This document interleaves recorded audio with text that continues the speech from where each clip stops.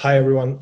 Today is our first Ask Me Anything session, which is organized by Holy Water. Our goal is to raise the awareness about the current events in Ukraine and to speak to prominent people in crypto, NFT, and politics and art communities to raise the awareness about what's going on and also to get insights from those people and also to bring together the community to help Ukraine to stand up to the aggressor who is challenging the whole democratic world now. Our first guest is Dmitry Buterin. Dmitry Buterin is a serial entrepreneur who is the founder of Wild Apricot and also Blockchain Geeks, which is a blockchain education platform. Also, Dima is a father of Vitalik Buterin, a legendary founder of Ethereum. Hi, Dima. Hey, Bogdan. Good to see you, man. Good to see you as well. So we got about 20 to 25 questions from our artists, from people who minted our collection, and also from our team as well. The questions are related to the war in Ukraine, to crypto and NFT community's role in the war, and also about some personal stuff about your life and stuff like that. So, okay, let's start with the first question. You were born in Grozny, Chechnya. Then you moved to Moscow to get your education, and then you decided to migrate to Canada. So do you remember the exact moment when you decided that you want to migrate, that you don't want to live in Russia at all? I don't remember the exact moment, but I grew up in the Soviet Union, and my early childhood was filled with propaganda. You know, how wonderful Soviet Union is, how bad the rest of there are all the other countries outside of the Soviet Union are, and all of that stuff. And it was everywhere, from kindergarten to up. And basically, by the time I was a teenager, it was very obvious that this is bullshit. This is just a lot of whitewashing and bullshit. And the Soviet Union was clearly very, very inefficient. And also, we can talk about this separately, but the whole aspect of centralized everything was obviously very badly malfunctioning. So then I had my exposure to the world outside of Russia, and it was very eye-opening because I could see, like, oh my God, you know, all the stuff they told us was all a big lie, you know, about all their horrors in the West.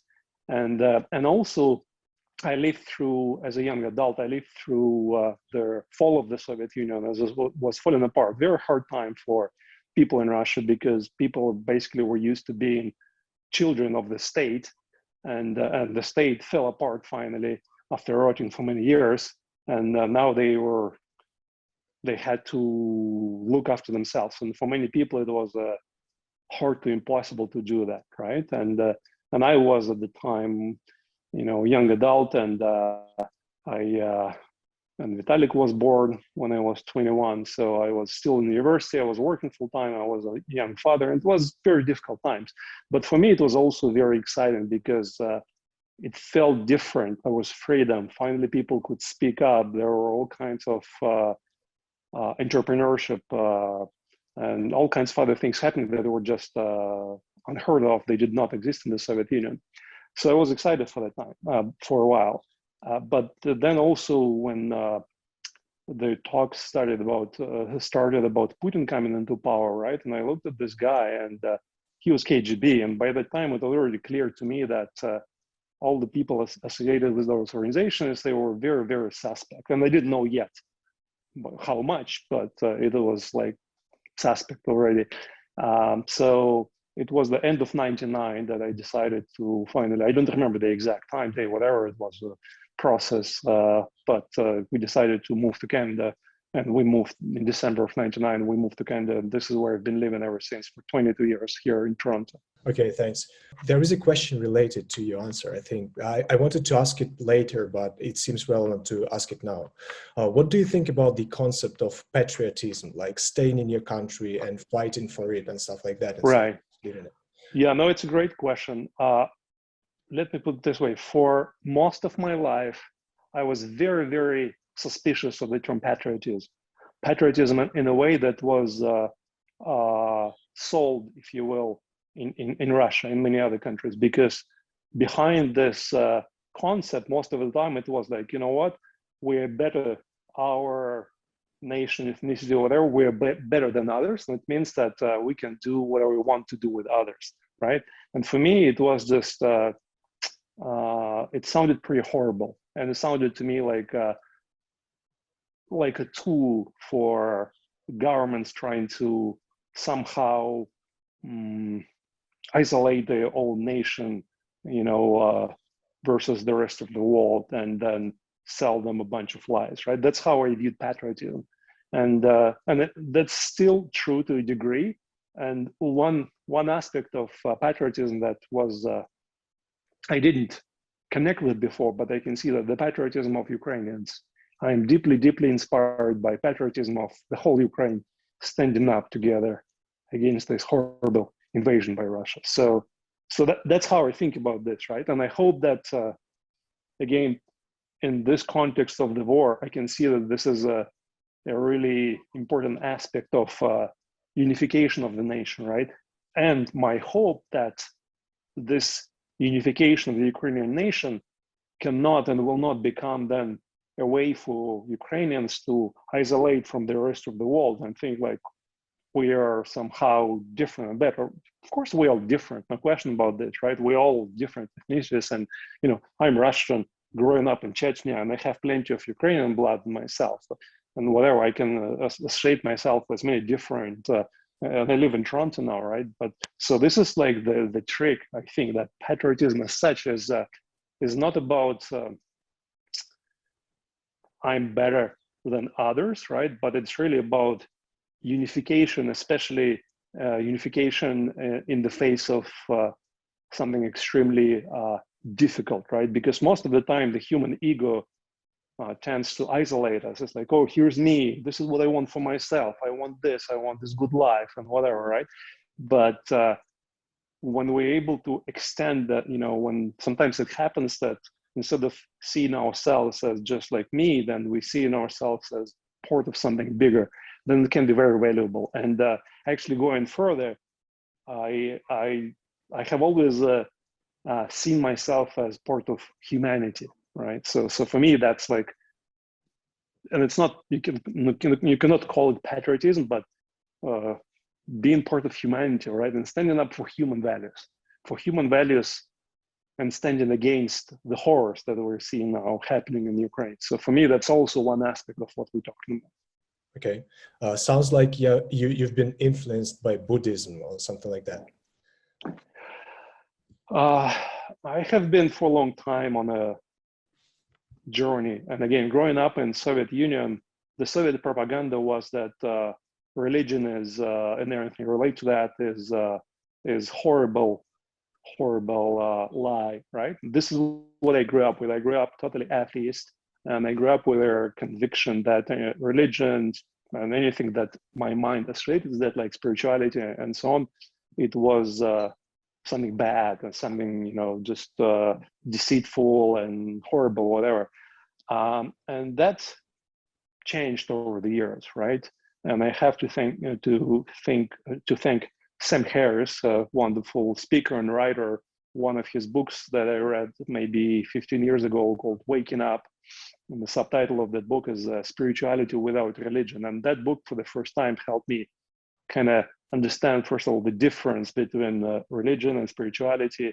And eventually also thanks to, what's the name of this guy, the Power of Now guy, Eckhart Tolle, also one of his books, A New World, helped me also understand that behind all religions, behind all spiritual movements, if you will, I believe that there's one core insight that's behind all of them. And that insight then gets inevitably misinterpreted and misused by humans, right? And again, when I look at, for example, how in the Soviet Union, religion was made to be something bad by propaganda, and then in Putin's Russia, religion has now been made into this force to actually brainwash Russians, right? And brainwash them and have them support this horrible invasion of Ukraine that's happening, right? So I can see now there are multitude of aspects of this, right? Like that,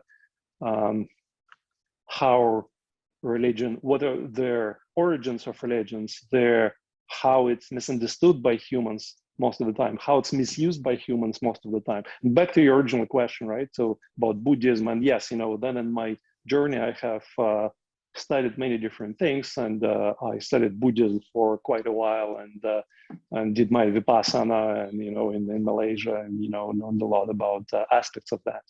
Okay, so the books you mentioned are actually amazing, and I wish we had read them in school. I think a lot of things would have been different if we had done that.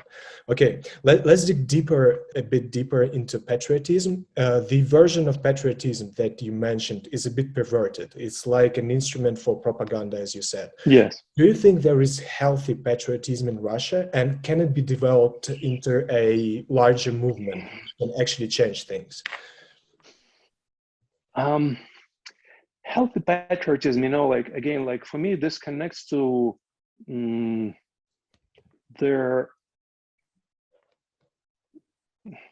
question of ego, and also the question of centralization and decentralization. The more we try to connect with some abstract notions, the harder it is.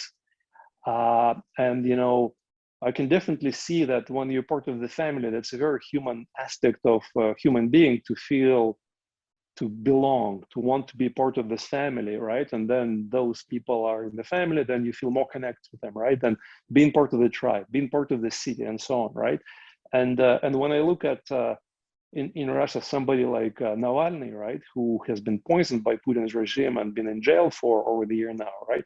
So, and I know that I have seen some unhealthy patriotism being voiced by him as well. I think he screwed up on some of his statements about Crimea and about Georgia and some other stuff, right? But I believe that he has redeemed all of those things, and I believe that the current view of patriotism that he represents, as he has this expression, the beautiful Russia of the future, right? I see nothing wrong with that, if you will, to a degree.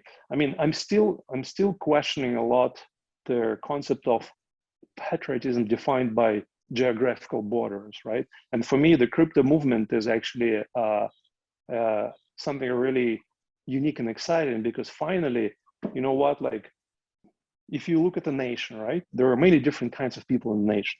Some people who are artists, some people who this and that, some people who are in the military, right?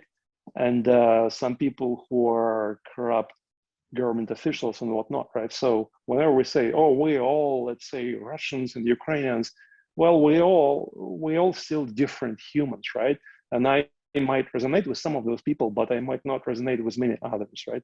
So for me, the crypto, the Web3 movement is an opportunity for humans to actually find a way to connect with like-minded people and interact with them, do business independently of geographical borders. Because the concept of patriotism, again, I have seen that misused so many times in any country, including in the States. It's like, oh, we're patriots, so we should stop those dirty Mexicans from coming to our border and whatever, right? Living in Canada for 22 years, I got to appreciate the flavor, if you will, of patriotism in Canada. I kind of like that here in Canada, it's such a boiling pot of different nationalities and people coming here. I think that when I came to Canada 22 years ago, we had 28 million people, and now I think we have something like 37. So there is an increase of about 10 million people, about a third of the country in the last 22 years. And all of those people, as far as I know, the majority of the increase is from immigrants, right? So this means that here in Toronto, we have people from all over the world. We have Ukrainians, we have Russians and Indians and Chinese, and people are coexisting, and people are then celebrating various things here. Here's the St. Patrick's Day parade, here's the gay parade, here's the Brazilian parade. For me, this is wonderful, right? So for me, being a patriot of the city where you live is that's cool, that's fun, independently of your ethnic community. Then you can celebrate your ethnicity, whatever, right? But it's like that. For me, it's important to be fluid about this, right? Because when I hear statements from some Russians like, oh, now it's times of war, so we are Russians, we have to support the war, I say, fuck this shit. I support humanity. I cannot support what Russia is doing. Fair enough. Okay. So do you remember the first day of war? Like what were you doing when you found out about it? What were your emotions and thoughts? Yes, of course. I actually, as there things were getting close to that, and it was becoming more and more obvious that this is likely to happen, and still we didn't want that it's going to happen, and we actually. So I have uh, a lot of friends here in Russia, here in Canada, who came here from Russia. Actually, in my former company, Wild Apricot, a bunch of families, a bunch of people who used to work in our Moscow office, we helped them and their families move to Toronto over the last decade and a half. And there are lots of, we have like this um, close group of friends, you know, we're frequently getting together, we're chatting and whatnot. So as we all sensing that there is something is going to happen, that the war can start with Russia is going to invade Ukraine, and we actually got together by it was the evening of that day, 22nd, and we're talking about this, right? And then I came across a bunch of mentions that it's likely that the next day Russia will actually invade. And then eventually, I don't watch much of Putin's stuff. It's like pretty hard to watch his crazy speeches, but I did watch his speech, and it was a crazy speech about the whole bullshit about, oh, we have to do this special operation to demilitarize, denazify, blah, blah, blah. So it was a very emotional day and very emotional night, but it was kind of, it was becoming clear that the world will not be able to stop this, and the world has changed forever on that day. Okay, so how do you personally contribute to Ukraine now? Because you have been quite active, posting a lot of information about the war. You have been involved in different DAOs, for example, Ukraine DAO. Yeah, You have been also donating and stuff like that. So could yeah. you tell a bit more about this? You know, I just listen to my heart, and you know, there are different things come up, and first and foremost, I do try to share the information that I find, because over the years, I've, you know, there is a certain, you know, I had certain followers that I've built up on Twitter. And I have about 40,000 subscribers on Twitter. I have many people I connected with over the many years on Facebook and on Instagram, right? And now I use my social media channels to very clearly state my position and share the information about this, because there's a lot of misinformation, and not just in Russia, but in many other countries outside of Russia. So I do that a lot, and I feel that's really important for people, because people who over the years have been following me and they've been engaging in dialogue and they've built a trust in me. So I believe that now it's an opportunity for me to leverage this trust, and I'm happy to put my own reputation, that, you know, put it at stake here and say, hey guys, this is what my heart tells me. This is what is happening. This is what is important, and I want you to know, right? And I know that some people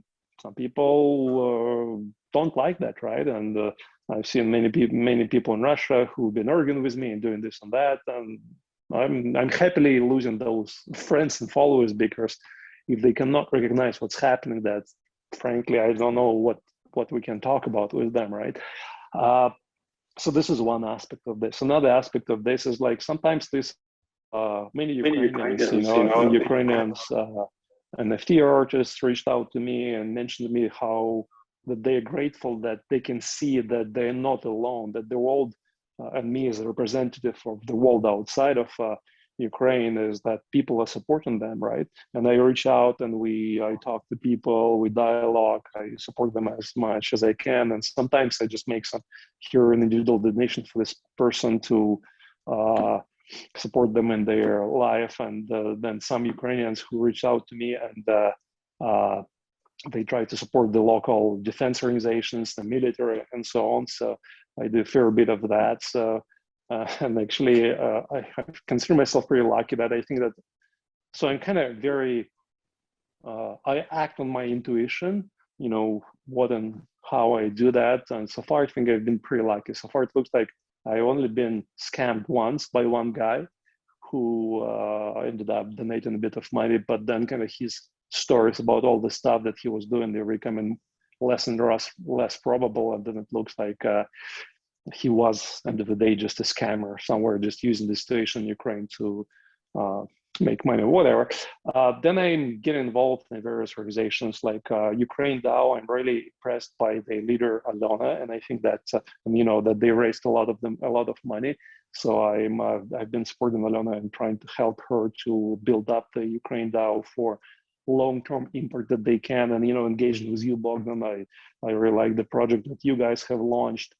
Then there is this group here in Toronto called Second Front Ukraine, and they are fundraising to buy defense supplies and send them, and then export them to from Canada to Ukraine. So all kinds of things that come up. And for me, it's also, like sometimes people say, oh, you have to do these big things and whatever. Like, and my heart tells me there are no big or small things, because sometimes we can talk to this one particular human, and talking to one particular human and supporting them and helping them is as big as launching some kind of huge organization, right? And one important aspect of this and this whole situation, I have also seen how impotent have many huge international organizations have become. The UN, their Red Cross and whatnot. I'm frankly not impressed at all with many of the things that they're saying and they're doing, and the way they are not making their position clear, even that, right, outside even of their action or non-action. So this is how it is for me, right? And I have no judgment, I have no expectation that then my friends or people, my followers, whatever, that they do certain things, but I do what I can, and then I support others who do things that they are trying to do, like you, Bogdan, and Holy Waters, and other people. And this is how we all. And for me, again, like this is also very relevant to the spirit of the Web3 movement. Instead of like some central top-down stuff happening, which is very inefficient, very bureaucratic, a lot of posturing, a lot of bullshit. But you know what? When humans self-organize, and there are some really amazing initiatives and actions are happening just from us, from all of us humans. Thanks a lot for your support, Dima. It's really amazing to watch how the Web3 community is uniting around one cause now. And we have a question related to that. Why do you think the community is so united now? Because we had a lot of crises like the war in Syria and stuff like that before, but the community wasn't united as they are now. So why do you think they're very active now? I don't know why, right? I think that many different things came together, right? And when I think back about, again, my own hometown, Grozny, Chechnya, has been totally bombed and destroyed by Russia in its own, in that war. And the world did not see that, much of that, did not participate in much of that, right? And I think many things came together: the proliferation of internet, proliferation of smartphones, proliferation of also crypto space, and now that it's much harder to remove information, documentation from internet. So I think that like I did speak out in the past, let's say from things like those excursion by US into Iraq and Afghanistan. I saw lots of problems with them, and I spoke up to a degree, but I had no direct connection. I had very limited exposure to what was actually happening on the ground, right? And it's different in this case, because I'm not getting my information from the news. I don't have a TV in my home. I don't watch TV news and whatever. I talk to Ukrainians, I talk to Russians, I talk to Polish people, to people in Czech, and in many places in the world, and I see things coming up from the ground up, and then my mind comes up with all those little tidbits of information. So to your question, for me, it's not that important why this is happening now versus did not happen. What is more important to me is that, what, I think it's amazing that this is happening now. And my hope for the world is that we can be more united and more inspired by what is happening, and and achieve our goal of stopping the war, achieving the goal of rebuilding Ukraine. But let's not stop there.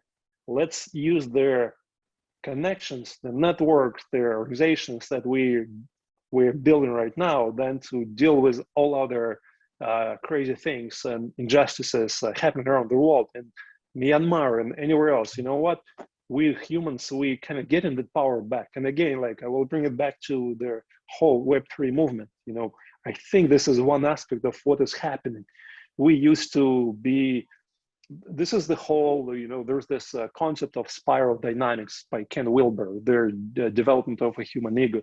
So for me, that's kind of one of the analogies, is like for a long time, humans existed as basically children of the state. And that's very much the case in Russia. The state is all powerful, all knowing, tells people what to do and how to think. And, you know, they does everything for them from healthcare to whatever. But now we're clearly seeing that the centralized structures, they're messed up. They are abusing the money. They are abusing children. They are abusing our data, like corporations, like the religious organizations, governments, whatever. So, and we as individuals now, the power is flowing back to us. You know, that started with Bitcoin as we taking back their ability to control money without reliance on centralized government, right?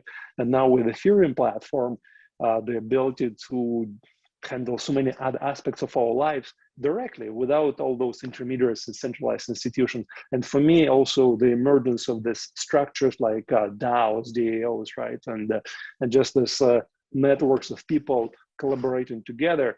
Again, this is just the spirit of we all seeing that all of these horrors are happening, and the UN is having all those long discussions, like, and the representative from Russia, they still spewing all this bullshit, right? Like, and like, hey guys, like, let's not pretend, right? Because again, so many humans, we try to pretend. We try to pretend, oh, I'm so important. Here's what I have to say. This is professional. This is personal. You know what? I say, fuck this shit. Life is personal. Life is professional.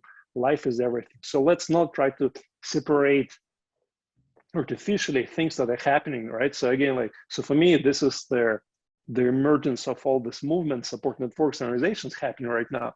This is a very exciting aspect of the development of the humanity. And this is, I know that it's been part of what Vitalik's vision for creating Ethereum was, and he had no clue how it would play out, right? But having this substrate for humans to interact, collaborate, and do things together independently of their geographical borders, for me, that's an extremely exciting development for humanity. Yeah. So how do we make sure that this trend continues and doesn't stop at Ukraine, and people, instead of like creating $3 million monkeys, as Vitalik said, will focus on like some meaningful stuff using the technology? So how do we make sure that this trend continues? Yeah. And Vitalik said that he's not against monkeys as such, right? You know, it was just like when you look at what he said in the context, and this is also for me a very important aspect of this, because humans very keen to, it's a very natural for us to judge. Oh, this is good, this is bad. And who knows what's good and bad? Well, I know. And how do you know? Well, if you really look at that, it's been programmed into you by your environment, right? So when I, again, look at the Russian citizens who are now supporting the war and the craziness that's happening, on the one hand, I cannot understand them. I cannot understand how they can find a way to do that. But also, I can understand how it's happening because they've been programmed from their being the babies to their adulthood, to, you know, all of this propaganda, all of this stuff, all of this violence around them. So for me, it all started like, really, it's not about us saying somebody should do about this. It's about each one of us connecting with what are the things that we can do, each one of us. Like you, Bogdan, you know, when this whole thing started, you and your team, you acted on this, you moved forward. You know, Alena from Ukraine DAO and the people collaborating with her, they started doing some stuff. And other, you know, each one of us, we do what we can. And this is how we move this forward, right? So it's like, for me, it's just a natural emergent phenomenon. And it's not like we will have some kind of magical right path forward. You know, there will be many experiments, there will be many failures. And when I look at the evolution of Web3 and crypto space, there was a lot of failed experiments, right? ICOs and a lot of greed and this and that. And but the thing is, like, this is how humanity learns. Humanity learns by making horrible mistakes and then learn from them, right? Look at the horrible stuff that Germany did in the World War II, and they learn from that. And Germany is a wonderful, powerful country. And so my hope is that also from even this horrible situation in Russia can eventually go through some clearance, if you will, repentance, and becoming a different country, maybe many different countries finally. But so anyways, I'm kind of, going on different tangents, but I would bring it down again to, it's about each one of us doing different things, experimenting, trying them out, and some of them they will total fail, some of them they will be, useless monkeys or whatever. Some of them will be really wonderful monkeys that will become a prototype for the next generation of financial experiments and some other stuff. So, yeah. Okay, let's get back to the role of crypto community in Ukraine now. So, Yeah. crypto community has raised about 100 million for Ukraine, if I'm not mistaken. But at the same time, Ukraine spent about $10 billion per month to sponsor. Yes. So basically, just a minuscule donations, like 10% of the monthly war budget. So, how do you think crypto community can help even more, like with donations, or maybe going further donations and maybe some other stuff? Yeah, it was really interesting because before all of this started, just for a whole bunch of historical reasons, I guess, Ukraine and Russia were some of their main, important sources for blockchain, Web3 developers and whatnot, right? And then the war brought this to the surface, and it was really interesting to watch it because I saw a bunch of Web3 people in Russia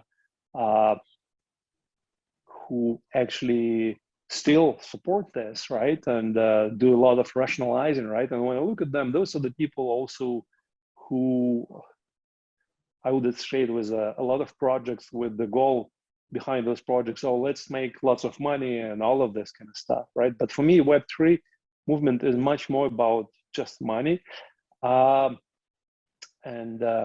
So the people and their projects, the communities that were much more than about money, I can see that they are supporting this effort, supporting Ukraine. And back to your question, it's again, like, let's keep doing what we can, right? And it's not necessarily just about money as such. I'm pretty sure by now, it's much more than 100 million. I would guess it's like 200 million from different tidbits that I'm seeing in different sources, because it's not just like one particular, it's like place where money are flowing. They are flowing in different directions. I'm in this Telegram channel with a few hundred people in the crypto space, and this Telegram channel is full of interactions. People are doing all kinds of stuff. They are not just fundraising, but then they are self-organizing for this particular city to send humanitarian aid, to send their defense equipment to do this stuff, paying crypto and whatnot. So for me, it's now beyond fundraising, and fundraising is very important. So I'm pretty sure that we will continue doing this, right? And I know that your initiative, I'm pretty sure that you guys will fundraise lots more. It's really a question of bringing more world attention and publicity to this, but also crypto beyond their fundraising mechanism, the mechanism for people to self-organize and connect and participate various DAOs or just local groups. I think that this is how we will keep each one of us, people in the Web3 community, we can keep contributing to this and participating in this in many different ways. Okay. Do you think, is there anything Ukraine can do to engage crypto and NFT communities even more, like in terms of legislation? Right. Yes, I think so. I believe that actually Ukraine has a wonderful opportunity in this tragical circumstances to become the world leader to be forward thinking and their approach to crypto and Web3 and whatnot. And I like, again, I'm not following very closely all their legislation. I mean, obviously, Ukrainian government, they have plenty of other stuff to do than to just think about crypto. But from what I'm coming across, there's a lot of good thinking there. And I think that Ukraine can become the flagman for the whole world to show them that, yeah, crypto can be a wonderful tool for the whole society for many different things, right? So I think that kind of being there's example and flagman for many things, from fundraising to voting to art to self-organization to all kinds of charitable efforts to business initiatives and startups. I think that it's really about that. So I kind of see that that Ukraine has this opportunity, and believe it's actually making good use of this opportunity. Will be making good use of this opportunity beyond this war and the next decade and beyond. So, and I personally will be will do my best to support Ukraine in doing that. Do you see like particular steps that Ukraine needs to make in order to make this happen? I cannot say that I'm informed enough about all the different aspects of legislation, other stuff. It's not something that I'm doing a lot of thinking right now about, because a lot of their current actions and priorities are really about stopping the war, fundraising to support the defense and the victims of the suffering, and stopping the war. So it's not something that I've spent a lot of time thinking. So for now, I would say I really have no clue. But I think that this is also something that I can sense many people starting to think about, talk about, and I'm looking forward to engaging with people who already do this. And there are many wonderful people in Ukraine who have been very important to the whole crypto community already. Like, and I have to mention somebody like Pavel Kravchenko. I don't know if you come across him, but a wonderful guy in the crypto space that I've met maybe 5 years ago or so. And he's been a powerful leader of crypto community in Ukraine, and organizing, helping coordinate many different projects and things around crypto. So I think that I hope that the government, he will be one of the people I will be very closely listening to in terms of his thinking. He's a deep thinker about this. And I'm pretty sure that Vitalik will be doing that too. I was very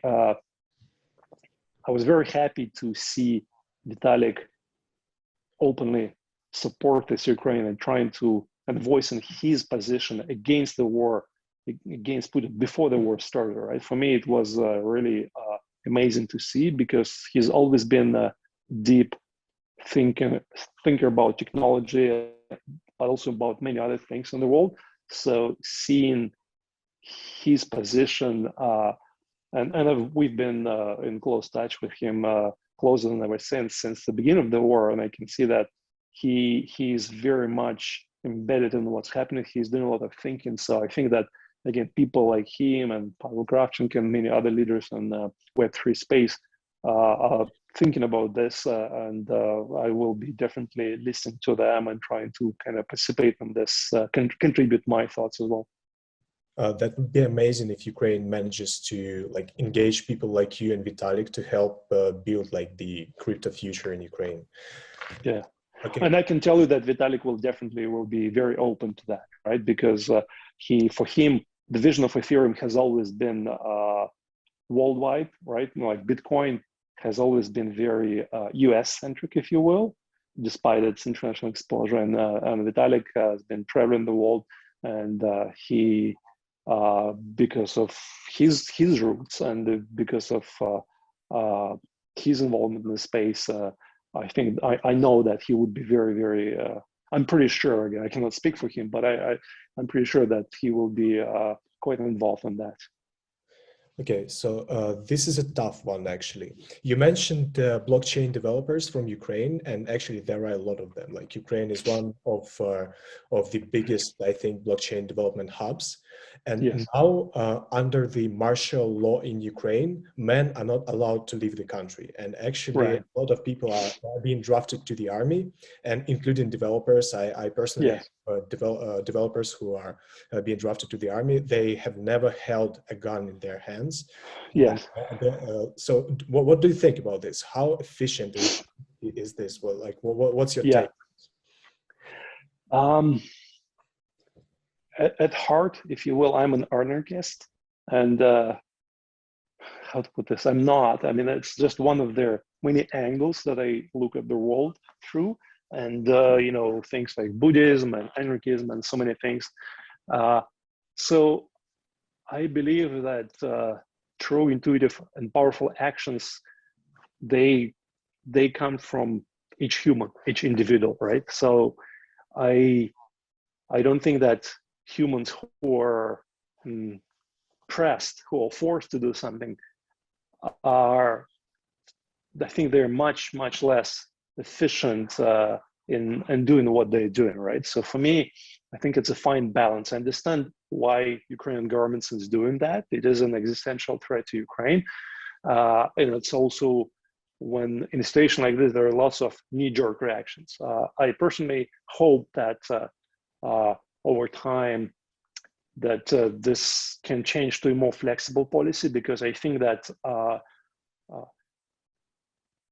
again, the best fighters are fighters who fight from their heart, who fight for, and who can do this. And I know that some wonderful people who are Ukrainians and who stand up for Ukraine, but also it's like violence is something that's beyond that. So I also fully respect that. I will not tell any single human that this is what you should be doing, because I don't believe in shoulds. I believe that every single human is always doing the best they can for whatever circumstances are. So I hope that the policy of the Ukrainian government can become more flexible over time, and and find a way to balance kind of the urgent short-term need, obviously, for people to be in the Ukrainian army and fight the aggressor, but also the longer-term need for building the Ukrainian society and leveraging those resources, thinkers, developers who might not, you know, this might be better long-term use for some of those people. That's how I think, right? So again, for me, it's really, I'm against forcing anybody to do anything. That's my general stance in life. Okay, let's talk about NFT and the role of NFT in the war. So you yourself mentioned that you've been scammed by one of the projects. There is a lot of scam. Not a project, a particular individual. A particular individual. Okay, so how do you distinguish like a real thing from a scam? This is the first question. Yeah. The second question is, how do we make sure that like new entrants to the NFT world, like ourselves, Holy Water, it was really hard to enter the NFT world because a lot of people thought that we are scam. We didn't have any connections in the community, and you actually agreed to talk to us, and I'm really thankful. So how do we make sure that we don't block new entrants just because we are suspicious about scam projects? Yeah, it's a fine line, and end of the day, first of all, how do we develop trust, right? We develop trust by trusting other humans, right?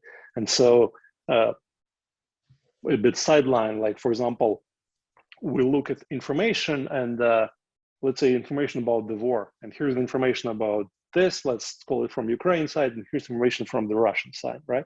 Then over time you develop this and realize, okay, so here's the guy, Russian military official, he's talking about Ukraine training birds to carry viruses into Russia, right? And to any thinking person, that's obviously total stupidity, impossibility, right? And kind of like then your mind, you human beings, then like, okay, so this guy is a liar, right? So then kind of this is how you look at this, and eventually you develop those kind of subconscious perceptions of this is a person you can trust, this is a person you cannot trust, right? And this happens in every area of human endeavor, right? So that's why it's important for us to kind of that fine balance. Like for me, I try to help as many people, organizations as I can, and then I very closely try to also kind of listen to it. And I ask you, Bogdan, right? Like, you know, we didn't know each other. Like, you know, I ask you, like, you know, help me also, if you will, by you that understand that you are not a scammer, and you know this is a solid project. And you know, we talked, and I trust my human judgment, right? And once I trust something, then I'm happy to also put my own reputation on this. And then other people who trust me, they trust my judgment. This is how we do this, right? So I think that this is really important for us as we develop confidence and this are viable, trustworthy projects, and then being vocal about supporting them and getting publicity for them and speaking about them and all of this kind of stuff, right? And articles in the media, so we all can support each other. I think that collaboration between projects that have already gained confidence, right, is important. And second is then of course for new projects is like this fine balance of being open to possibilities and looking at them, but also very carefully kind of waiting what's happening there, evaluating that.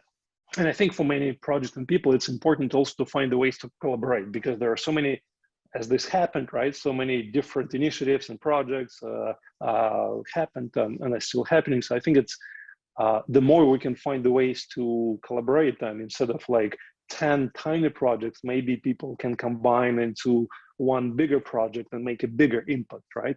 But then also the bigger it becomes, the more mushy it becomes, they're more kind of messy and disorganized, and it's a tricky balance between those two things. So I think that again, for each one of us, it's really about us building our trust networks for the people that we trust, and then doing our best to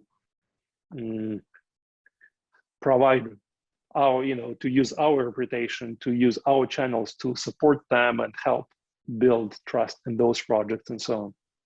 Okay, so we have another question about NFT. This is from an artist who is also a environmental activist. And Yeah.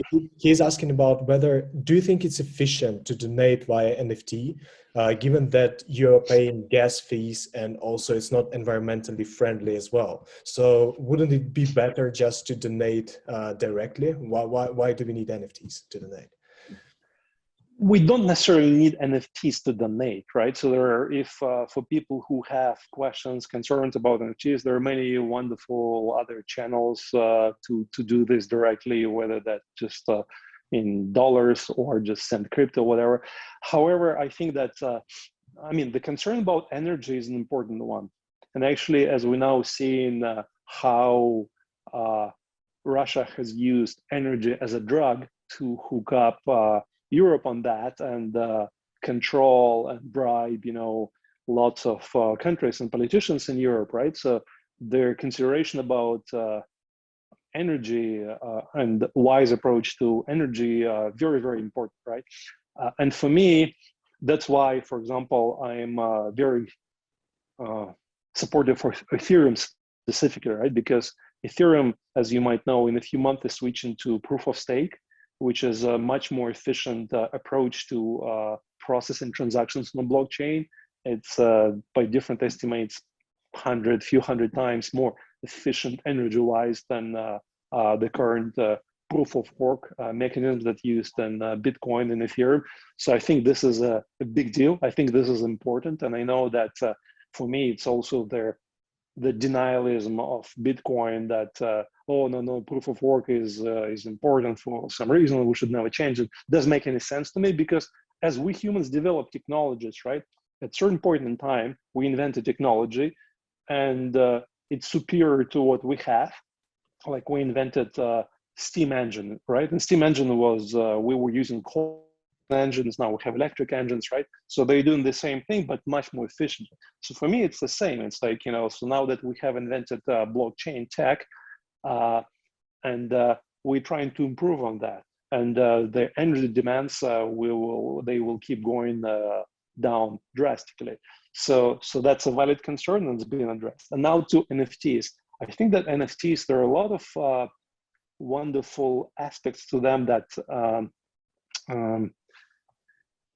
are really important also in this process, right? For example, when people donate, again, for many people, it's important to feel like, to get the recognition that they contribute to this effort, right? Like maybe they get a pin, right? Like in the physical world, right? And now when you donate and it's an NFT project and you get an actual NFT piece as your, if you will, ticket, as your confirmation, oh, I have donated to this. So you get multiple benefits, because we humans, again, our needs are emotional needs, right? We want to contribute, we want to help. That's very human. Then we will also want to be recognized that for what we have done something good, right? So, and if you have just donated money, it's not like you're going to run around and say, hey guys, look at my receipt, I donated, right? But when you have an NFT, and maybe you can create NFT avatars, and you can find some other ways to display that. So it's really important, I think, for us to keep thinking how NFTs can be leveraged to support that those very human emotional needs, right? So that people can not just contribute, but then also get this additional benefit of feeling like being recognized for that they have done, and being part of those communities, right? And get then some additional benefits for that, for their contribution, some access to whatever, right? Like, I think like in the future, right, people who have contributed to supporting Ukraine, then thanks to Web3 technologies, it's a very reliable way, or it's more reliable way than anything else. Then those people, maybe they can have some kind of voice and shape in the Ukrainian policy toward Web3 and crypto, as an example, right? So I think that's really important for us to explore that, experiment with that. So, and I think that we can do so much more with NFTs than we just scratching the surface. Yeah, so basically it comes down to the utility that you get. Yeah. NFT. Yeah, okay. And sorry to interrupt, right? And utility, many people quite often think of utility as something very just functional. Or maybe I'll get money, or maybe I do this, whatever, right? But humans actually, we are emotional machines. We're machines that we act on emotion. So utility has to be emotional. And for me, it's also when I think about NFTs and such, right? I think there is a huge potential as humanity moves into more and more digital communication, right?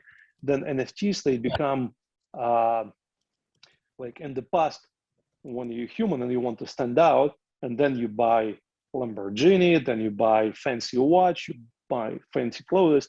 Well, now in digital universe, in your digital communication, you can actually show off your NFTs and say, oh, these are the cool pieces of art that I've bought. Or, these are donations that I've made, or, the NFT projects, fundraising NFT projects that I participated in. Check out my stuff, right? And maybe your virtual house and, in your metaverse or whatever, then you can use that to decorate. So you achieve that you fulfill that emotional need. So that's the emotional utility is what we should be thinking about. How do you think the current events will affect how NFTs evolve in the future? Like, will it give rise to like new projects within NFT, or how will it be changed? I would answer a little bit more broader fashion. I think that not just NFTs, but beyond. I think that current events, I see them as giving a big push to adoption of Web3 and crypto, because again, fundraising through NFTs, just artists selling their NFTs to collectors all over the world, people donating crypto directly, people organizing through DAOs. This has enabled participation of humans all around the world to participate directly in many other initiatives and projects and interact with humans in many other places. And it's becoming more obvious that this is the future. That if you can, I have donated to all these different things through crypto, because like sending bank transfer to Ukraine or whatever, there's a lot of hassle, right? But I can go into my wallet and I can press a few buttons, boom, and the money is there. And then there are already lots of well-functioning local exchanges and local ways for people in Ukraine or anywhere in the world to do that, to use crypto. And then we also have seen that then sanctions and people trying to evade sanctions, and people then watching that from outside and realizing that, oh yeah, governments can find a way to take away my money and stop, or whatever, some other ways of censoring, but then it's much harder to do in the crypto space. So I think there's lots of learning for all of humanity in the current events, and it's becoming obvious that these decentralized transparent systems are better ways to deal with things. Like, and I'll mention one other little thing, but for me, it's also important also when we donate in crypto, right? It's public, it's on the blockchain, right? And then you can actually see, oh, the money, they went there. And actually we can then, for fundraising, that we can ask for people who fundraised, okay, prove to us where the money went to, right? Because when we look at all these global institutions, like again, Red Cross and whatever, right? Yeah. They're really bad with transparency. You know, people donate and then we see pictures of Red Cross, Tesla, or stuff like that. Like, what the fuck, guys? You know, so I think that transparency is another important aspect of public blockchain, that public blockchain is being leveraged, that are very important and useful. You mentioned a couple of times the inefficiency of modern organizations like the UN or Red Cross. There are problems with transparency, bureaucracy, speed, and stuff like that. And on the other hand, we have we are seeing rise of DAOs, which have been proven to be quite efficient. And do you think in the future DAOs will actually replace the organizations and maybe even governments? DAOs are also quite inefficient too, right? Because I think the overall movement that we're seeing is a movement from centralized organizations to non-hierarchical organizations. That's kind of my perception of kind of big trends happening in the world. And actually, some years ago, we changed the company that I had, Wild Apricot. We actually transformed the organization from hierarchical into non-hierarchical kind of organization, and that was a lot of effort, took us a while, but it brought a lot of benefits, much better engagement and collaboration and different kind of leadership, different kind of structures. So I do believe that— Are you talking about Teal organization? Yes. Yeah. Yes. Okay. Yeah, and one of their wonderful books on that is Reinventing Organizations by Frederick Laloux. I don't know if you've read it, but really wonderful book. So that was kind of our guide for that. So DAOs are really a new implementation of those things, because people have been trying to do that through other means as well. So I think it's really, blockchain and DAOs is just new reincarnation of that. And it's really interesting that some of them are very naively organized, because people are reinventing the wheel. They're not realizing that, you know what we've been trying to do, humanity have been doing for a long time. So I think it's really important that whenever we do stuff, then we kind of also do our research and think, and then we look, okay, how have we been trying to do that in the past, and how can this be done in this structure, but in a different way, given the realities of this structure. So I do think that and lots more experiments will happen. And, you know, I look at DAOs, and on the one hand, they are wonderful. On the other hand, many of them are extremely inefficient and very difficult, and many of them fail, probably even higher percentage than, you know, regular startups. But I do think that this is the future of human organizations, because when done right, DAOs are a much better way to engage humans from all around the globe and get them to contribute in different ways. And there are some very important high-level aspects to DAOs that are really important to figure out when people do that, right? Like figure out what is our mission, what is our strategy, what are our core values, what are our operational implementation mechanisms and stuff like that. So this is really important to figure out, because, and I also have to say that if you know this saying that many humans, they overestimate what they can do in the short term, and they underestimate what can be done in the long term, right?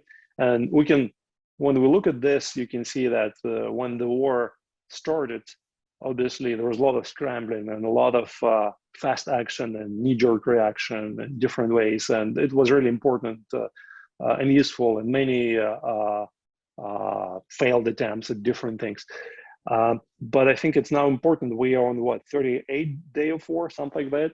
So I think it's important now to realize that when we structure our lives, they are not sprints. Like, I'll run quickly to this, I'll achieve the success, and then I'll be happy forever. No. Life doesn't work this way. Life is really marathon, but it's a marathon of current moments, right? So it's really important for us to focus our actions for them to be powerful, sustainable actions that we can repeat forever. And in this way, we can then achieve so many things. And the reason I'm bringing this up is I'm saying that a lot of efforts are now happening, right? And then people act on them, and then they forget about them, they move on.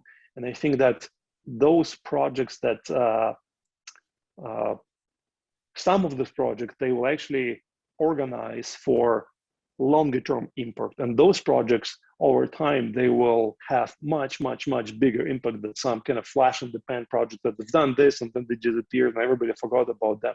So I think it's that's really important for me, that in our efforts through DAOs and in our organization efforts right now, that we can think about long-term consequence. Again, like act short-term and prioritize for short-term, but also constantly balance with their long-term thinking, long-term view. Yeah, judging from what you said about DAOs, like building vision, mission, strategy, and stuff like that, it's really similar to building a startup, like where you normally don't have a lot of hierarchy. Yeah. But when we are talking about DAOs, like the more money you invest in DAO, the more votes, like the more share of votes you have, and the more like weight in decision making you have. Potentially, right? So it's Vitalik has some really good blog posts on that, right? Because governance of DAO, so it's like it will evolve, right? And initially there was a lot of naive thinking about, oh yeah, people just vote. Well, people don't like to vote. People are lazy, and this is really the concept. So here's what I want to people to think about is that why do centralized structures fail? Or when I think about Soviet Union, the idea of socialism and communism, why does it fail? Because we build a very powerful centralized structure that that is actually designed around some really bad assumptions. It's designed around some idealistic humans, and humans that are good, who are kind, who want the good stuff. And there are many wonderful humans to do that. But humans are also not one-sided. People do good stuff, people do bad stuff, right? And if we design a structure that assumes that it will be run by people who do good stuff, that structure will fail. And we've seen this time and again. We see how governments fail and misuse and abuse our money. Then they misuse their military power. The churches, they abuse children. The corporations, they mess with our private data and so on. So blockchain, so the concept of Bitcoin, if you think about this, it's what's behind this is we build in the structure that works with the assumption that everybody will try to cheat on each other. And isn't it wonderful that we can build a structure that works in the face of humans that we are? So I think that back to that DAO governance, right? So this is how we have to design mechanism, how we have to structure DAOs, with the assumption that, yeah, of course, people will try to, have all the votes and do the things in their favor and whatever. And there are not the simplistic solutions like, well, let's just kind of vote according to the tokens we have. Those simplistic solutions are already problematic, and we have seen this time and again. And this is a problem that a lot of deep thinkers in the space have been allocating a lot of their attention. And again, like Vitalik has this really awesome blog post, a number of blog posts on that. So I think, and actually with Alona, Ukraine DAO, was just talking, we were just talking with her yesterday. She's doing a lot of thinking and talking to some people in the space, how that can be done better, because obviously, especially for DAOs with those charitable humanitarian goals, finding that match, how do you do the governance that is not based on monetary goals is not easy. But I'm saying that there will be many experiments, many of them will be naive, many of them will be failed, but also I'm a huge believer in human ingenuity. I do believe that people will find mechanisms that are working. I've seen a number of DAOs before this, just DAOs in other space, that already figure out some really interesting mechanisms. So let's kind of look at them, let's try to adopt them, let's experiment further on them. So I definitely think that this is a solvable problem. Okay. Also, there is a question about energy crisis and how it will actually impact the cryptocurrencies price and maybe even the future, because we can see that the energy prices are rising up now because of the crisis, and the minting costs are like directly related to the energy price. So, how do you think it will impact, especially Bitcoin? Um, it's interesting because there's a lot of Bitcoin is a very complex technology, and when people explain that and the terms they use, they quite often they misunderstood by people, right? That oh, coins are created in this minting process, and this metaphor, it's just a metaphor because minting. I mean, Bitcoin is an algorithm, and there is a one aspect, or one aspect of the system of algorithm is verification of transactions. And verification of transactions is done by miners, and then miners, basically people who provide their computers to service the system, and they provide their computers, and why do they do that? Because they want to get benefit. What is the benefit do they get?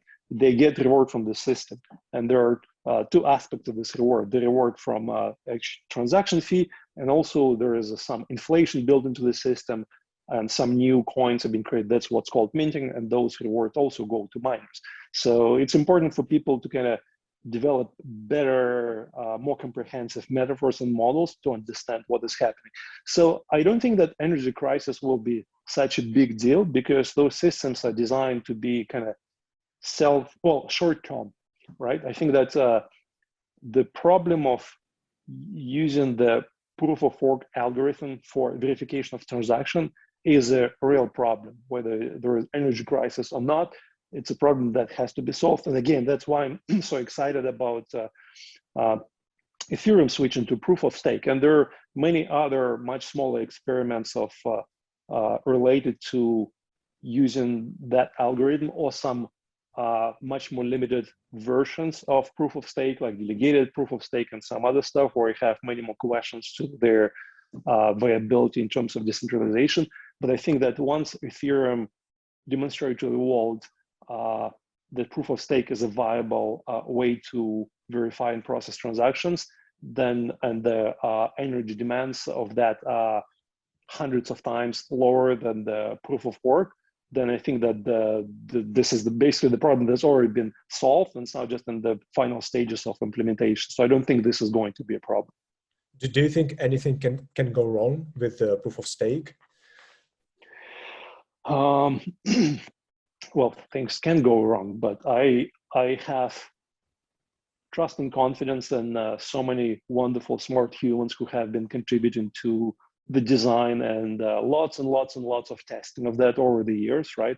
And Ethereum proof of stake has already actually been running for more than a year and a half. It's just been running, if you will, without the full load. The processing of transactions has been still handled by proof of work, but the Ethereum proof of stake system is not being launched. It's actually been up and running since December of 2020, right?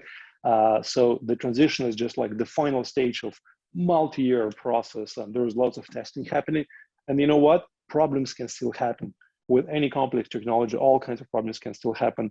But again, like I'm an optimist. I believe in human ingenuity, and I believe that if problems happen, then there are wonderful, smart people who will solve those problems, and we will move forward. So yeah, I think there might be hiccups, but I really don't see anything that can stop this change happening now. Okay. So let's get back to Ukraine. There is a question from one of our team members. So Eastern Europe is one of the promising region in terms of investments for VCs and for investment funds, because there are a lot of startups, there are a lot of really talented founders, and there is a lot of tech talent in Ukraine. But now we have this situation, we have the war, which is a huge risk for investors. So the question is, how do you think the war will change the investment climate in Eastern Europe in general, especially in Ukraine?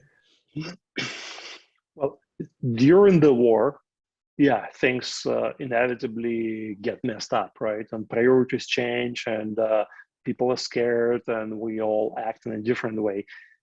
I do have high hopes that this war will end soon. And I think it's really important there, besides heroic efforts of Ukraine and Ukrainians defending their country, their efforts of the world to put pressure on Russia, isolate it, and make sure that Russia doesn't have their resources to continue this war are really important, right? So I hope that the war can be stopped very soon. That's my hope, right? And also, kind of knowing the craziness of Putin and his gang, I think it's pretty good bet that they will do their best to find a way to conclude it by the May 9th, to do another fake celebration of their victories and all this bullshit, right? So that's kind of my hope, that the war can end soon. And once it ends, then I think that things for Ukraine, obviously there's lots of rebuilding, of infrastructure, whatever, but for the digital world, for the virtual stuff, for startups, I think things can go back to more normal much, much, much faster. That's my hope. And also I want to mention that again, in the Web3 space, it's been that's been changing the landscape of startups and fundraising and investing significantly, right? Because typically you need less and less money to launch startup quite often. You also can raise that money not through traditional investors, but through ICOs and similar mechanism, crowdfunding, if you will, and so on. So I think that what we're seeing right now is a hiccup, but I think that will go back to normal. And I actually think that we will see after that lots more investment, because also, many investment funds, they have certain I forgot the term for this, but besides the goal of making money, they have some kind of mandate to do good things, right? Some of those mandates are related to climate, for example, and so on, right? So I think it also for many investment funds, for VCs, whatever, it will be an important mandate going forward after the war to then invest and support Ukrainian startups, and so on, and rebuilding their not just like physical, but the digital infrastructure, their innovation infrastructure of the country and so on. Okay, let's talk a bit about Russia. So the first question is how do you think Russia will change in the future? So basically, how the war will affect how the country will look in the future. I'm talking in terms of crypto and in terms of the country in general. Like let's say there is a ceasefire and right. it ends on the 9th of May. There is no war, and so how do you think Russia will look like? It's really hard for me to predict. I don't think that anybody, including people in Russia, have realized how much pain and violence and lies have accumulated in that countries over the last few decades, right? And probably way before that, right? Because Russia has never fully opened up their Second World War archives and all of this stuff, and all of the horrors that NKVD and other state security killers have inflicted on within Soviet Union. So I think that there's a lot of weight there, right? And how it will play out, my hope is what is very important, I think, is for the world to not forget too quickly. Because if the war stops and then, there will be some calls like, oh, let's go back to normal, let's leave the sanction. I hope this will not happen. And I personally will do my best to make sure that, how to put this, we find a way to support suffering people in Russia and people in the opposition and so on. But also we find a way to make sure that Russia will never do anything as horrible as they do in Ukraine. So I don't think this is a quick fix, because what we're seeing is outcome of decades of pain and violence and certain cultural aspects of society and state propaganda and motivations and whatnot. And those kind of things, they don't change quickly. They take generations. Yeah. So I think that it will take a long time. So I think it's really important for the whole world to also find a long-term solution to that, right? And I don't know how it will play out. I'm not a psychic. And again, like right now, the short term, in terms of priorities for the way I see them, is like, let's stop the war, let's rebuild the Ukraine, and let's then find a way to deal with Russia by helping the humans, but making sure that we resolve the problem, you know, the root, the foundational issue that brought us to where we are right now. Yeah. So I think it will be a long-term process. How it will look like at this point, I have no clue. But okay, imagine that we have a ceasefire and the current Russian government stays in power. So how do we make sure it doesn't happen again? They still have this red button. They still Yes, have like yes, yeah.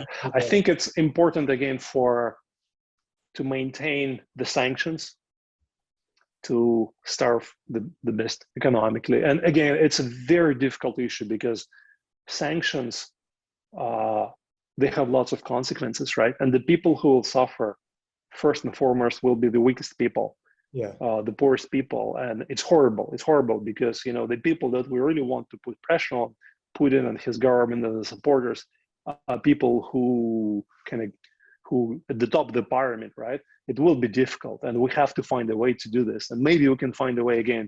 Maybe we will come with some inventive crypto-based and Web3 related ways to find a way for people inside of Russia, to those who are not supporters of the regime, to find a way for them to survive and, you know, to support their fight against terrorism and so on. I think that one important aspect of this is also restructuring their energy policies, right? Because a lot of their energy policies, as we can see now, they've been very short-sighted, right? Including things like Germany planning to shut down their nuclear stations and now have been fully dependent on Russian energy, right? But it's really funny because again, we humans, a lot of the stuff that we do is based on fear. So nuclear feels scary. As nuclear war, of course it is scary, right? But nuclear power plants are actually some of the safest, even including all the accidents that happens, right? So kind of like having that open dialogue and trying to restructure the way the world approaches energy, renewable energy, and, you know, nuclear, whatever, but making sure that we kind of think of geopolitical aspects of energy dependence and so on. So I think that's really, really important, and this will require, it will take time, right? And I can see that, yeah, like Germany now is between, in this crazy situation when they're totally dependent on Russia, and they are now basically financing Russian economy and Russian military to do the horrible things that they do. And it's like there is no simple, easy answers to this stuff. But I'm pretty sure that, again, for me, it's about, if I hope that this events, they can bring more connection, more collaboration between humans, and things happening not through those outdated centralized institutions, but something much more fluid and creative and actionable by many people, and we can come up with answers much faster than in the past. Okay. So according to the latest research, there are about 83% of Russians support Putin. 83%. Yeah, so Right. there is basically only 17% of sensible people in Russia and who are against the war. Yeah. And what do you think they can do, given that if they protest, they go to the jail, Right. and they get beaten up and stuff like that? So what can they actually do to stop this? Well, first and foremost, I think I doubt that number is as high, because like, how do you really get a reliable number in a situation like this? Because I know people, they are now scared to openly post their opinions on Twitter because they can be arrested for that, right? And then people, but I know that even people who cannot voice their who cannot openly do that, they are against this, right? Like, and give you one tiny example, but this Russian NFT artist reached out to me after the war has started, and he said, "Hey, Dima, you know what? I cannot do this because I'm in Russia, Yeah. but can you help me auction some of my works and then send all the money to support Ukraine?" And that's what we did. So he sent me his works. I minted his works under my name, keeping him anonymous. I sold them, and I actually matched the funds, and I sent the money to support the Ukraine. So I think there are many more people than the percentage is high. And there was some really interesting research also that was showing that it's very different between different age groups. I think that the younger age group, their support for Putin were much lower. And I think also as long as the rest of the world continues to be united in their approach to this, and hopefully more companies can actually stop trading with Russia, get out of Russia, because again, like Russia, I don't see any other resolution to this, but Russia will be in isolation for a long time as they're going through this whole period of rethinking the whole cultural, societal, foundational morality, if you will, right? So yeah, support of that. I think that a lot of this support is also based on faulty, on all of this propaganda stuff, right? The propaganda stuff that also speaks to their emotionally, it's really hard for any Russian people inside of Russia to accept that, oh yeah, I've bought into a lie. I've been supporting the government, the army that is killing, raping, and looting. It's really hard to accept that, right? Especially after you've been doing this for a while. So accepting the truth is really hard, but it will happen. So I think that their aspect of the world providing information, finding ways to deliver the information into the Russian society in ways that make it easier for them to see that and make it harder for them to escape that with some like, oh no, that's a fake, I'm not going to look at this. You know what? Like, yeah, okay, maybe this one video is a fake. How about this 1,000 videos or whatever, right? So I think that helping people to open their eyes is a very important aspect of this. And beyond that, it's a very difficult question. I wish I had some magical answer for that. As you know, a lot of Russian opposition have been pushed out of the country because they were basically being jailed and killed and whatnot.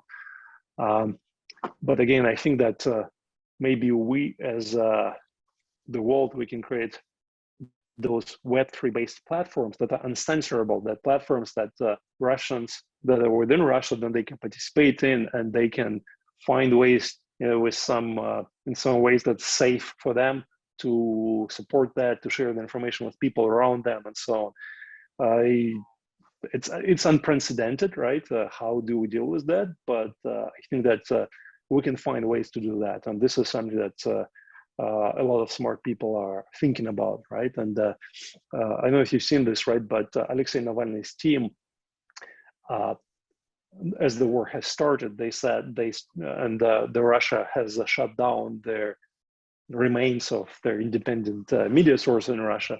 And then the Navalny's team, Leonid Volkov and others, right? They announced that they created new media channels for Russians to get their truthful information about what is happening. So I think that their information war, if you will, is very, very important, and in many different aspects of it. Okay. How do you think this war will shape the future of the world order, like in terms of and world in general? The honest answer is I have no clue. My hope is that it can inspire the world to become more united, more intolerant to pretense and bullshit, and the duplicity of what's like, as let's call it, for regular people, we are saying that we have more power, and we have power to call on our leaders and say, hey, dear leader, you standing there and shaking hands with Putin and making deals with the Russian Gazprom, it's not okay, right? And it doesn't just apply to Putin in this situation, right? But in many other places, like I'm frankly, I think that Justin Trudeau here in Canada did some made some pretty bad calls, right?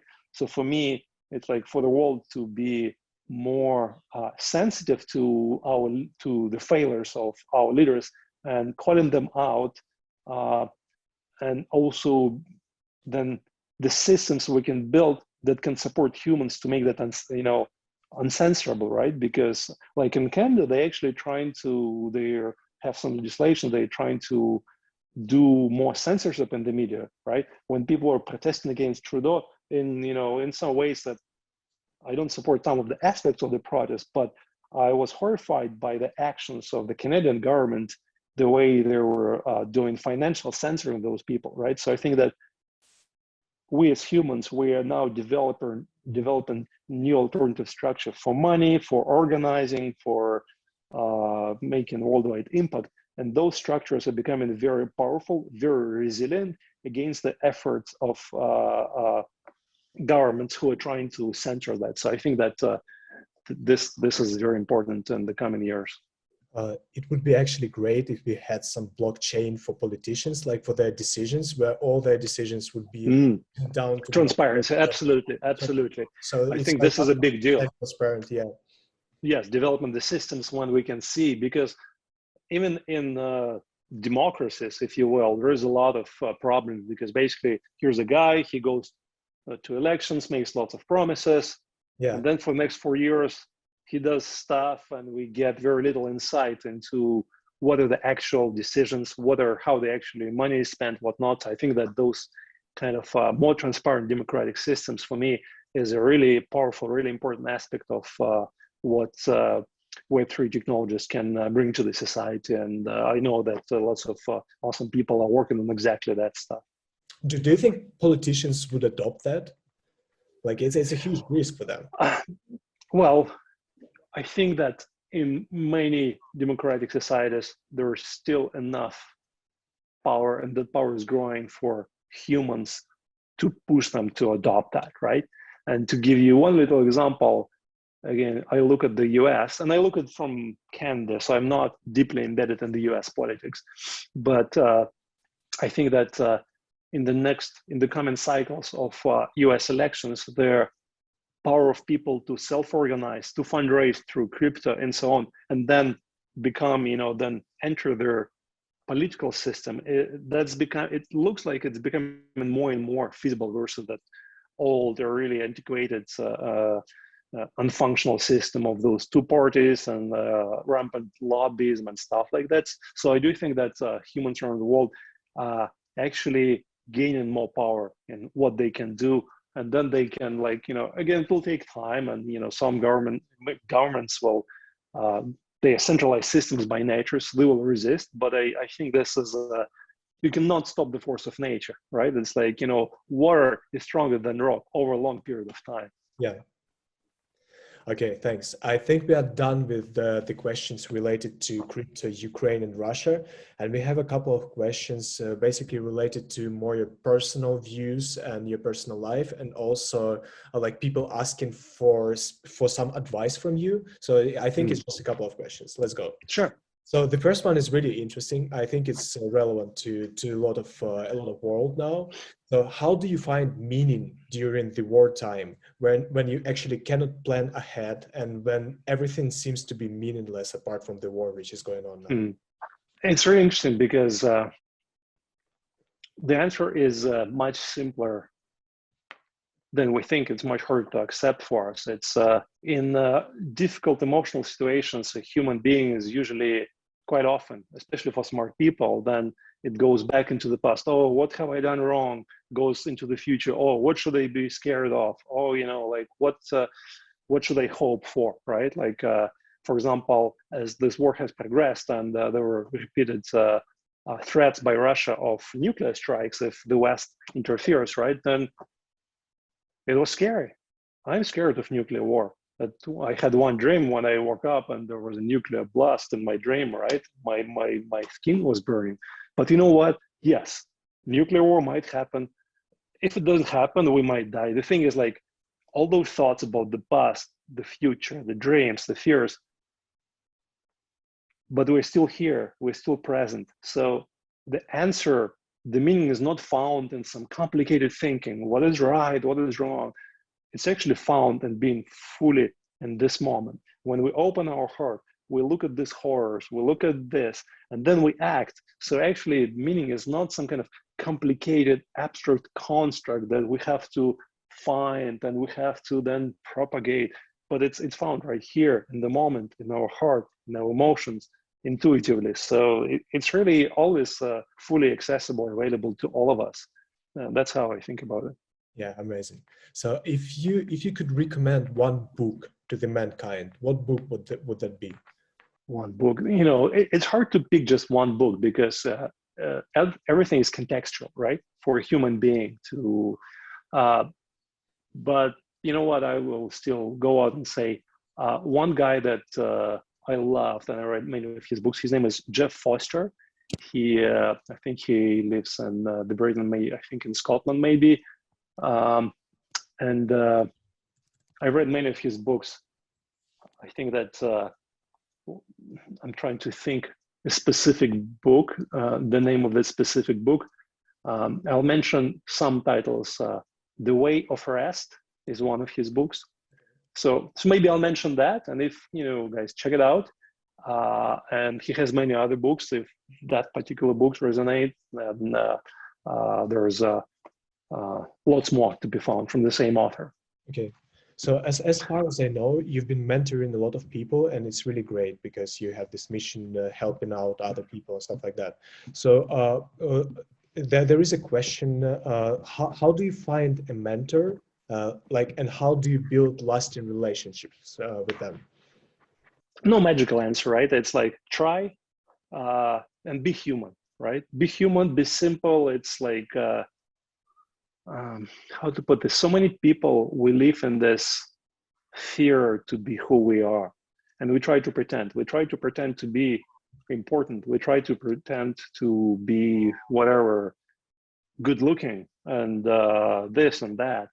And a lot of our attention and effort is spent on pretense. And as a mentor, if you will, when I interact with the people, I don't tell them what to do because I don't believe that anybody knows what you should do. You are the unique human with your unique background and circumstances and meaning and so on. What I try to do as a mentor, I try to help people understand themselves better, give them different ways to look at themselves, different stories, if you will, and be sincere, and again, personally, I react the best to sincerity. When somebody reaches out to me and I can sense that they're human, that it's a little sideline, right? Again, like there are different stages of development of human psychology. And for example, there is a state of a victim. There is also a state of achiever. I can do this, I'm motivated. And many people are in that state, and it's a powerful state. However, their state beyond that, the most powerful force in the world is vulnerability. Because however strong, however smart you are, things will come that will fucking break you. The world will come. People close to you will die. You will get sick. All kinds of stuff. All kinds of things will happen. And when you approach it with resistance, trying to resist that and contract, you will still break. But if that is approached with openness and vulnerability, and again, like, what we're talking about, yeah, nuclear war might happen tomorrow. It's fucking scary. So what? Are you alive today? Yes. What can I do right now, this moment? What does my heart tell me? So for me, it's all about vulnerability and sincerity, right? Like, if you want to find a mentor that resonates with you, then be open and sincere about who you are, what you want, try to recognize that shell that you have, and then try to approach people from that, like, here's me, here's what I want, here's what I'm scared of, and stuff like that, right? And then when we are more vulnerable, when we more open, then we can build those much deeper connections and achieve so much more than everybody is trying to play that pretense game of, you know, like, let's wear a suit, let's look important. It's like, reminds me of that stupid comments on Twitter that Peter Schiff did after Zelensky spoke to the US Senate. And then Peter Schiff, the famous economist, said, oh, what's the deal with Zelensky? He's speaking to those important people in his t-shirt, blah, blah, blah. Buddy, like, you know, so this is how much it's embedded in all of us, right? And I'm kind of giving you a very broad question, but for me, mentorship is really about deep human connection. And deep human connection happens when we're vulnerable, when we're open, when we're real. So kind of when you start that process from the real you, then you're much more likely to find a mentor who is really connected with, you know, who will be open and you can really connect with. How do you discover the real you? I wish I could give you a simple recipe, right? Because most of the time, our ego, if you will, it filters everything and gives us a certain picture in which everything that we do is good, or maybe it's bad, or whatever, right? But it's very one-sided. So I think that observing oneself and is a powerful tool, and also having developing a group of close friends with whom you have developed full trust, and then people who find a way then to call you out on different things and point out things when you screw up, when you do that. And finally, I think that very important aspect of that finding the true self is recognition that of infinite, ever-changing nature of a human being, because we cannot think of ourselves, oh, I'm this, I'm that, I'm an introvert, I'm that. Well, I used to think of myself as an introvert. I used to have so many other stories about myself, and eventually I realized, you know what, like, in this situation I'm this, and that situation I'm that, I'm changing, I've done this stuff, and I lied, and I've done good stuff, and I've, you know, like, this is a human being. It's infinite, ever changing, and the less we try to maintain some kind of like static box, or here's me, oh, and I've done this stuff, this is not me, like, this is not my true self. Well, bullshit, you know, you've done this.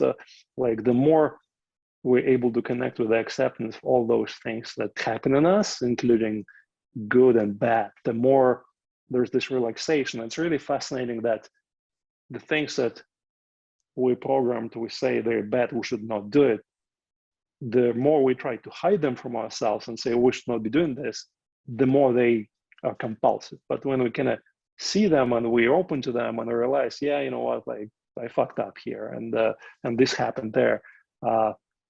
But when we can be compassionate, first of all, to ourselves, and then that compassionate understanding, you know, everything melts away in that compassion and love, all those things that and that expression, what we resist persists. I definitely believe that's the case. Okay, can you actually feel compassion to the Russian soldiers who are now fighting in Ukraine, killing people and stuff like that? It's really hard, but yes, because even to Putin, right? Because I can guarantee you, I cannot get into his head. I cannot imagine what's happening there, right? But I can guarantee you that in his head, yeah, he's somehow doing something good, something important, something whatever. Like, I cannot imagine that. But the thing is, like, I know that each human lives in their own universe, and that soldier, I cannot imagine how, but I also know that this is a human being who probably was beaten up and punished and grew up in horrible poverty and violence, from school up, and then in the army, and basically, when we punish people, we think that when we do that, we will teach them not to do bad stuff. Actually, when we punish humans, what happens that a human quite often learns a different lesson, that they learn that somebody who is more powerful, they can do whatever they want to you, right? And this is a pattern that we subconsciously learn, and as we grow up, then this is a pattern that we repeat. So this is a very important, difficult aspect of all of this, is how do we deal with this, but then act not to punish, but to change and move forward. And I mean, this can be a whole separate discussion. Yeah. And I would say this, I see in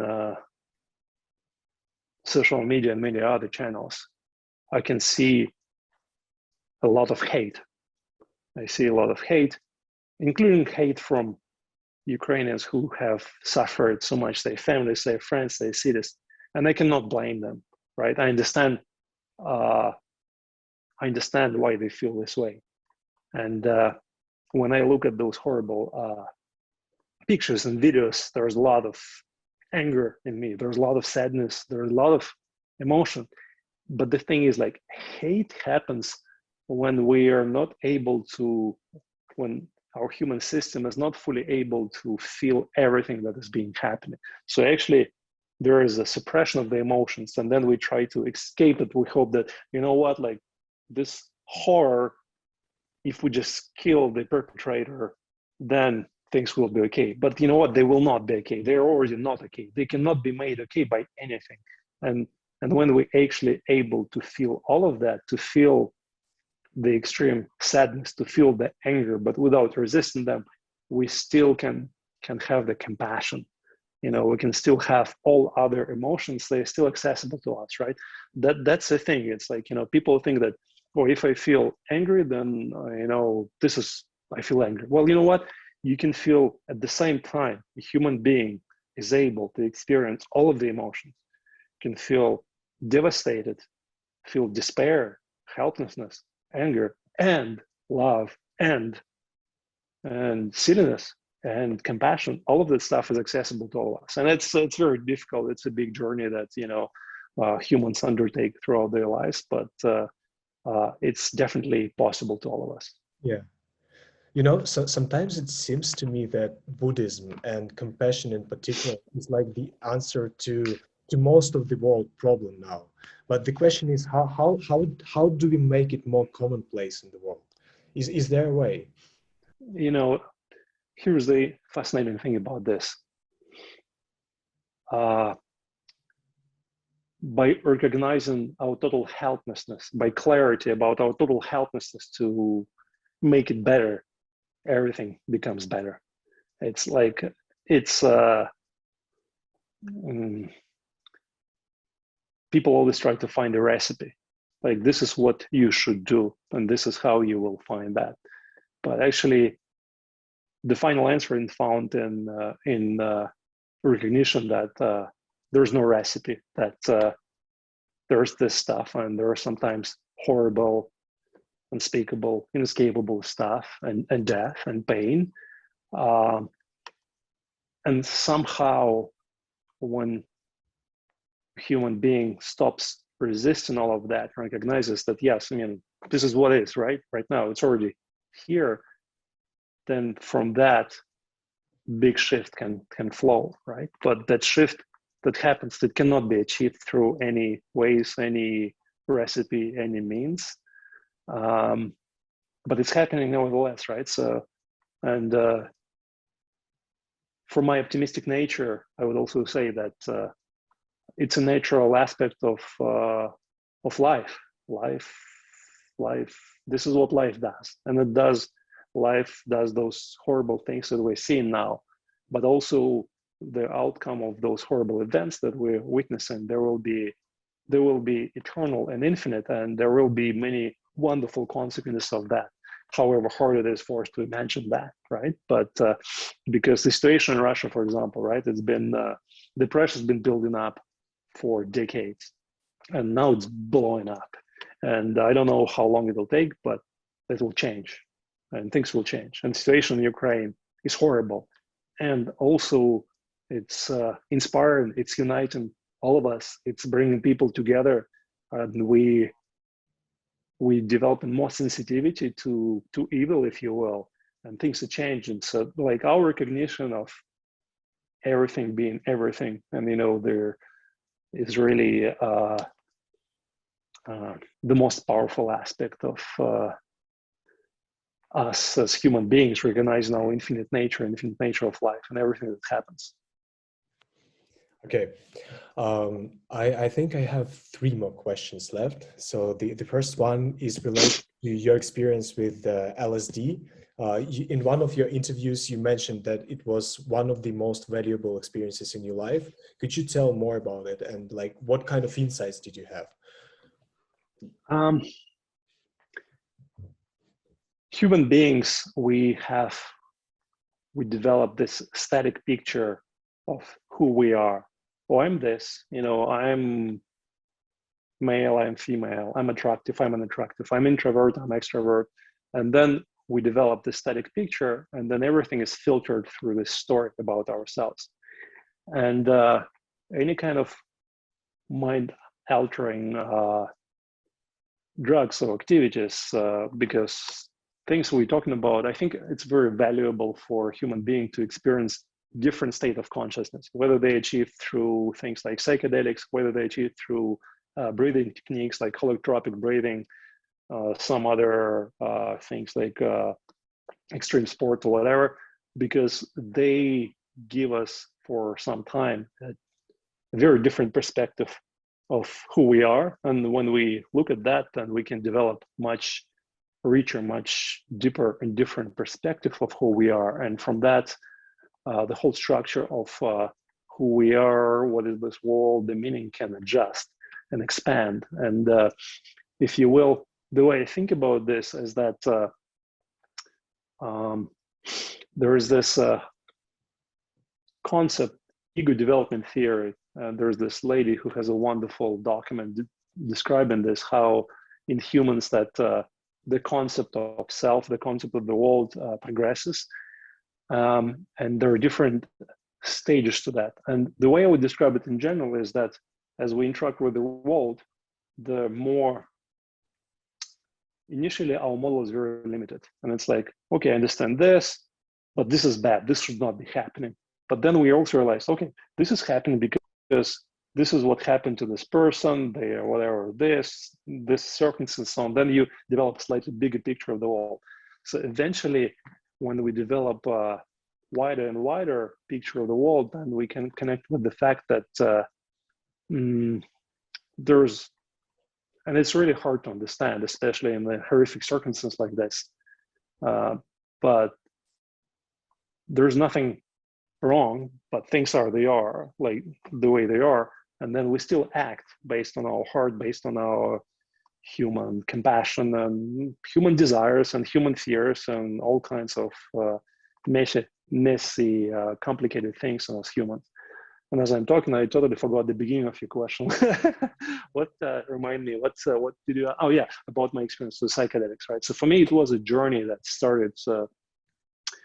I pretty high IQ and many smart people. Again, for them, they develop this pattern when they suppress their emotions and then do a lot of thinking about the world.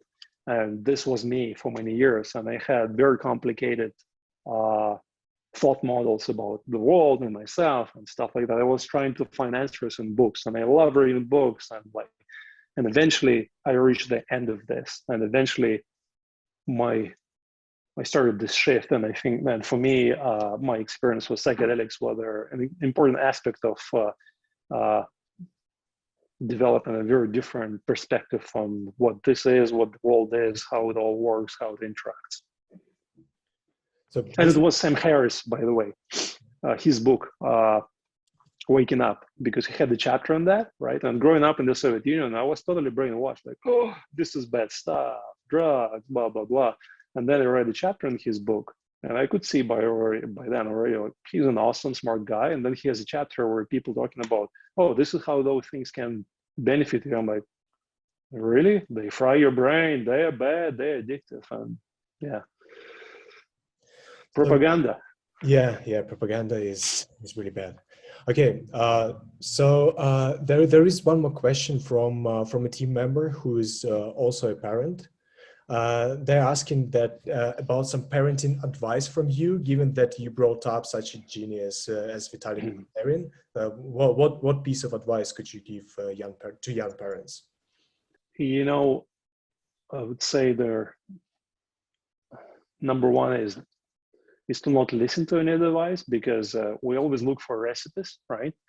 And we try to find some kind of recipe, but you know, you and your child are different from whatever that recipe that other person has experienced, however much experience they have.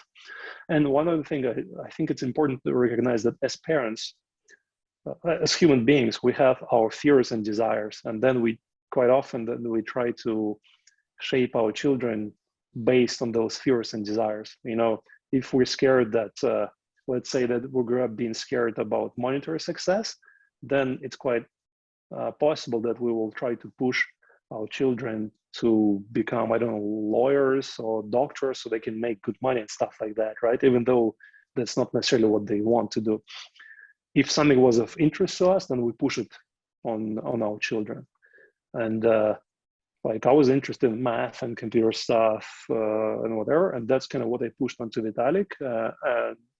And some of that stuff resonated with him, and still he developed in his own unique way, right? So for me, I would say sensitivity and recognition of the fact that why are we doing that?